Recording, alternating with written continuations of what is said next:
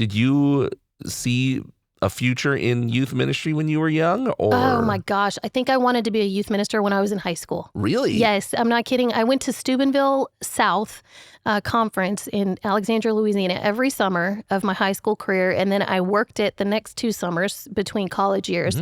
And I had a passion for ministry. And then I've always been drawn to the high school age. I just feel like you can really talk to them.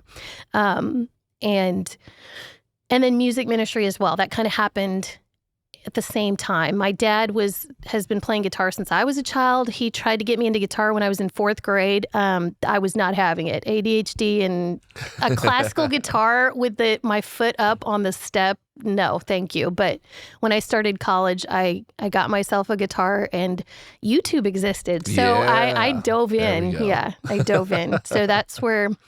Yeah, and my music ministry and my youth ministry passion began then. So did you at any point ever think of religious life? Oh, well, I did walk up during one of those calls. I totally did. I totally did. Yes, at Steubenville. I felt compelled that I needed to at least be open. I honestly, I felt like it would be an incredible life to be a religious sister. I assume that's what your question meant. Yes. Yes. Okay. And so I didn't know where God was going to take me. I had always wanted to be married and have kids, but I also wanted to make sure I was being open just to wherever God would move me in either direction. So I'm glad that my parents were very supportive of all vocations. That I think is helpful. And I have 3 boys, so, one of them better be a priest, I'm telling you.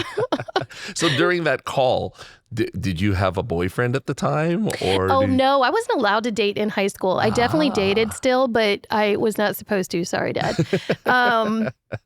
Dad wanted us to focus on our studies, and he knew boys were trouble, so we weren't allowed to date. So no, I had a couple of... I swear, I really tried to tell my dad, they're just good friends. It's a boy and it's a friend. It's not my boyfriend.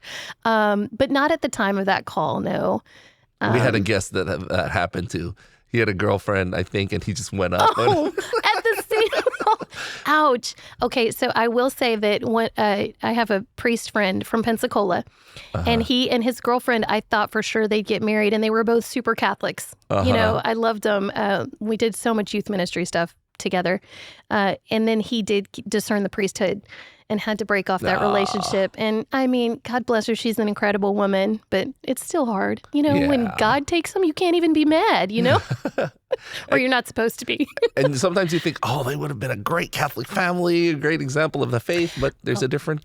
Well, but I'm going to tell you, and I've said this since I was in high school myself, I want a priest that would make a good father, and I want a father that would make a good priest. I really think that I want to be able to see them in both and know that, obviously, I mean, they're called to one or the other, but it's nice when you can look at somebody and say, I don't know what you're called to because you would be a great priest Either or, and you would be a great dad.